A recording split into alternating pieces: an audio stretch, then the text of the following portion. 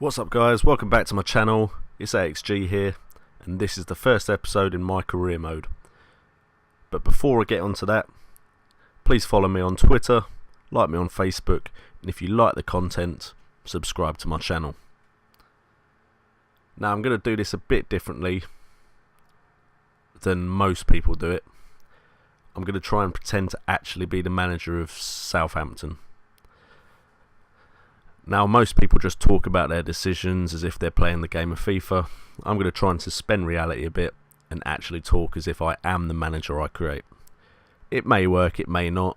I may revert back to just like everyone else, just talking about my career mode. We'll soon find out if this is a good idea or not. But hey, you have to try stuff, and that's how you find out if stuff is good or not. Anyway, so we're going to play on world class, 6-minute halves. Tried to download the latest squads, but I'll notice in this video you're going to see for a brief period of time Mehmet Ozil is on the news screen talking with Man City about moving away from Real Madrid. So yeah, well done EA, well done, well played. Anyway, my manager's going to be called Alexander Xavier Gray. Yep, the initials AXG, and we're going to be wearing a shirt and tie to the events. And anyway, that's enough from me. Let's talk as if I am Alexander Xavier Gray.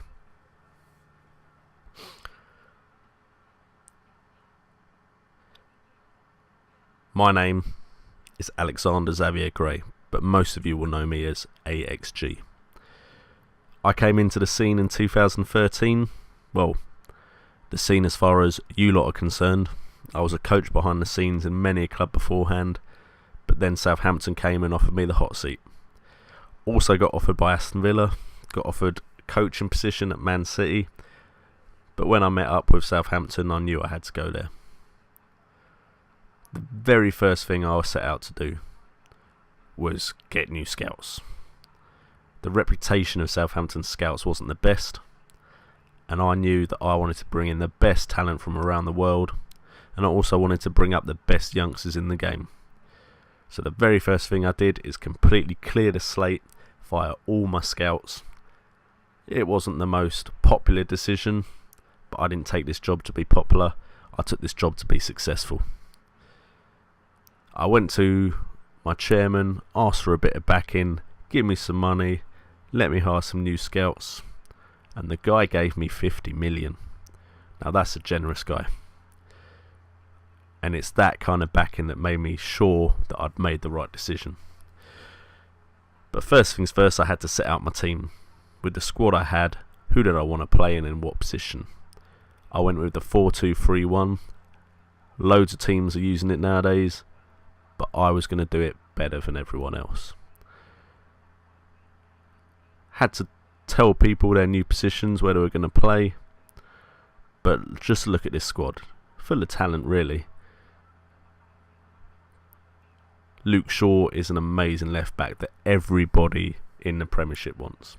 I was worried about keeping him, but I sat down, had a word with him, told him where we were going with the club.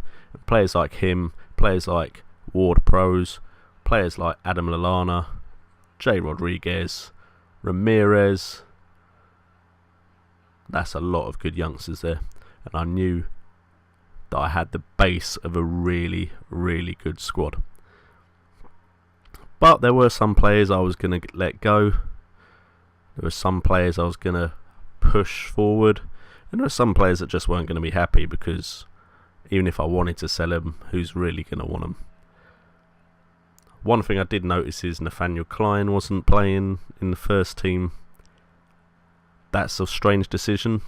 But then again, people say some of my decisions are strange. So there you go. Anyway, I very soon had my team set up the way I wanted it, put my stamp on things. Mayuka was a guy that I was hoping to get good things from. Ricky Lambert, you know what you get with Ricky Lambert, but more about Ricky Lambert later. And there you have it, there's my team. Pretty damn impressive. I could do good things with this team, but you know, every manager wants to go and improve their squad. But first of all, I had some messages to read. Domestic Cup They wanted to get to the round of 32. That shouldn't be a problem. They wanted me to finish mid-table as a goal. Again, shouldn't be a problem. Morgan Schneiderlin, broken collarbone. Important player to the team. I was hoping he'd be back soon. And then, time to go get some scouts. Now, the very first scout I got, I wasn't too sure about, if I'm honest. Tyus Eagles. He was promising. He had experience. But I wasn't blown away by him. But he convinced me to give him a chance. So he was the very first scout I hired. And then the very first youth scout I hired, Tony Ruddock. I'd heard a lot about him. I knew he knew what he was talking about. As soon as I knew he was looking for a job, I hired him straight away. And that was the very beginning of my scouting team. But many more people would be coming in. Many more people would be coming in to find the promising youngsters that we would push and make an academy, hopefully. Like Man United are famous for their young players coming up, I wanted Southampton to be famous for the same thing. So, I had to decide where to send Tony Ruddock. Had to be England. Want to find English talent first if I can. So, 9 months. Look for technically gifted players. Look for your Xavis, your Iniestas, your Paul Scholes. I wanted some good English players. So, not only could I play him with Southampton, but England could take advantage of my youth scout setup as well.